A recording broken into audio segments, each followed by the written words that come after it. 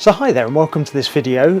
Here in the UK we're still locked down, but the weather is quite nice outside, which is always a bonus. It's been sunny, it's been warm, a little bit of rain overnight, but keeps the spirits up. In a previous video I covered how you can go about recovering files from an XQD card that you've perhaps formatted or lost the files on. But do you ever think about what you'd do if you lost all of your images and videos? What are they worth to you? In the digital age, you know, the cost of pressing the shutter is very low, and therefore we create lots and lots of images and videos. But the cost really isn't in the cost of the shutter release. It's actually the investment we make in either taking the images and videos, transferring them, sorting and ranking them, post-processing them, and then storing them. And in the hybrid era, the volume of images and videos and the storage space they take up has increased exponentially over the last few years. Now, if you're a pro, then obviously you put a dollar value on the images and videos you create because they're your business. Perhaps if you're not a pro, you're an amateur or an enthusiast, then it's about the memories they create, perhaps a place you've traveled to or shoots you've been on or just places you've been. So they have a different way of ascribing value, but nonetheless they're important to us as photographers and videographers and as individuals. So how robust is your protection regime? Often we see it as a chore, it's an afterthought, it's not something that's a primary part of the processing life cycle that we have or our workflow. However, it is really important. And this week for me brought that into focus. I have a number of different laptops and PCs, but the main PC I use is a Windows 10 PC. It's the one here that I use for post-processing and a lot of the tasks that I do. So it's a fairly powerful processor, particularly for the 4K video that I produce. However, for some reason this week, Windows 10 got itself into a corrupted situation. And the real challenge I had was actually it was the password element that got corrupted, which meant I couldn't override the password. And therefore, in the end, the only option I was left with was to reset Windows 10, creating a totally new instantiation of it.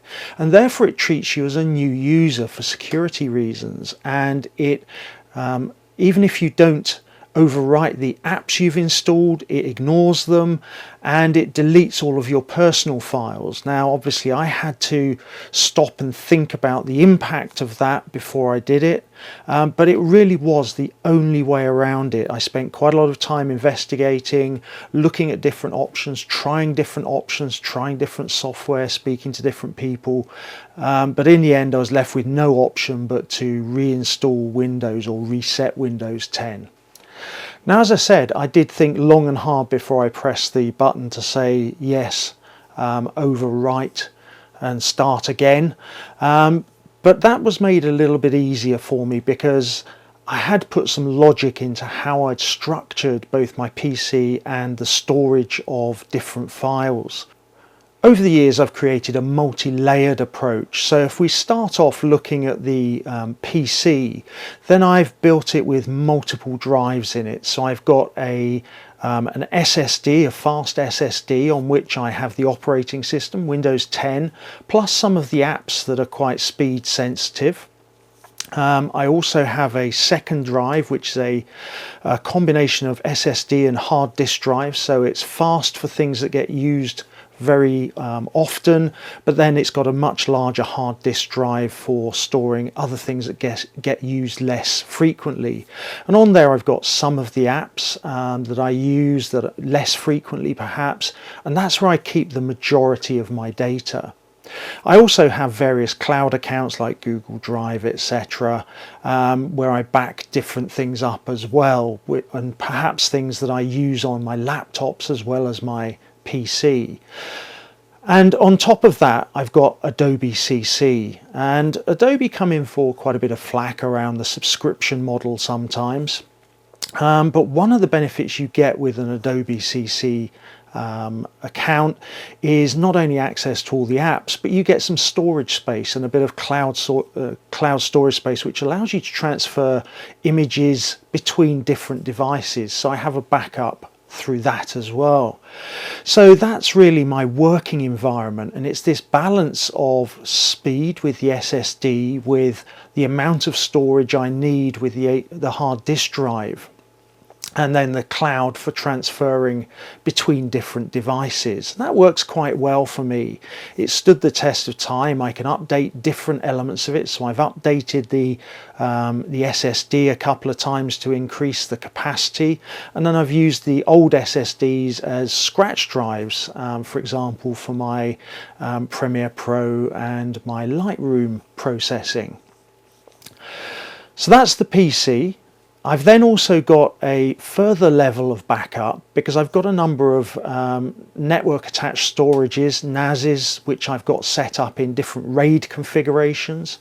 And this is where, when I've worked on some files, I'll either store my originals or my output files. And I have two different NASes, one for originals and one for output files. Now, here's where you get to some serious storage requirements. You know, my images are around about 3 to 4 terabytes in size, and my videos are about 2 terabytes. And therefore, when you get into RAID storage, which duplicates them so that if any one drive goes, you can replace it and it replicates the images, so it gives you not only a backup but a fail-safe backup in many situations. I then have a third layer of protection, which is that I back up the NASes about once a month onto external hard disk drives, and then store those in a different place, just for in case anything really happens to those NAS drives, I've got a backup of those. So I've got this sort of three-layered approach of the PC, the NAS drives, and then an external hard drive which is physically in a different location. And for me, as I said, it's a balance of speed versus cost versus levels of protection, and it's a trade-off between those, and it's one that I've thought about and adjusted over time and developed over time, but it's one that works quite well. And this week proved that, because while I had to reinstall Windows and then all of the apps that I use, I had all of my data, all of my images in different locations, so I hadn't lost any of the really important, really valuable parts of my my library. So really, I only lost a very small amount of current projects. I was working on a couple of videos. They were on the C drive and they got wiped out, but they can be replicated. And I lost, obviously, the time to reinstall everything, which isn't too bad, but it does take a day or so to really download and recover and reinstall everything.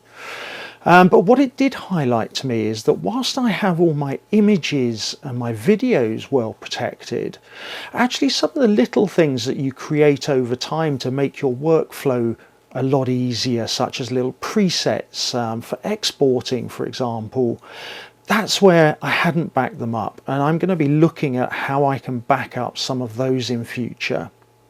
Now, on this occasion, I'm going to look to the benefits. I've got a faster PC because over time, your PC does sediment up with lots of different things that you install, and they never quite uninstall everything. So it does start up a bit faster. It does operate a bit faster. Equally, I've now got an opportunity to go back on some of the things I do in Premiere Pro or Lightroom and recreate, with the benefit of learning over a few years, some new presets for speeding up my workflow. So it wasn't all lost, and it really did bring home to me the importance of thinking up your backup and protection regime and strategy for what is an increasingly valuable library of images and videos, I guess. So it'd be great to hear, what's your approach to protecting your images and videos? How do you back them up? How often do you back them up?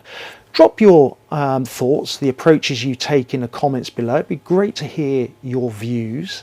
As always, if you enjoyed this video, hit subscribe, hit the notification bell below and you'll be notified of future videos.